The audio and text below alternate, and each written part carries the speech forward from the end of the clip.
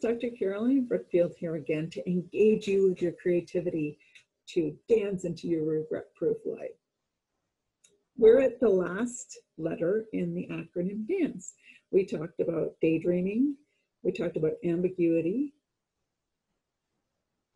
novelty, took me a second, curiosity, and our final letter for E is edit later. Ernest Hemingway said, "Write drunk, edit sober." Very deep philosophy, but it actually kind of makes sense neurologically. I don't suggest you go and get drunk to be creative, but if you channel this idea of loosening your inhibitions when you're trying to be creative, we filter so many things before it even leaves our mouth or we put pen to paper. We judge and criticize and analyze our ideas before they're even out in the world. So I encourage you to turn off that critic.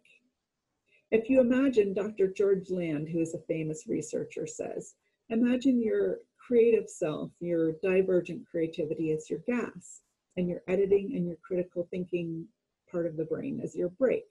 They're both really, really important. But do you know what happens when you press both of them at the same time? Well, I do, because I did it in the Kmart parking lot in my parents' car. It's tire squealing, smoke barreling out of the tires. It's called a brake stand, and you go nowhere. You don't want a brake stand in your brain.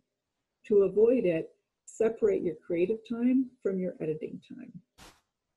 When you're in creative mode, turn off that critic. Some people find it helpful to do another task to kind of distract the critic, that inner mean girl. So some people think about their best ideas in the shower, or when they're driving, or when they're doing something like doodling or a task. So do whatever you need to do, but don't edit your ideas until you've created them. There are some bad ideas.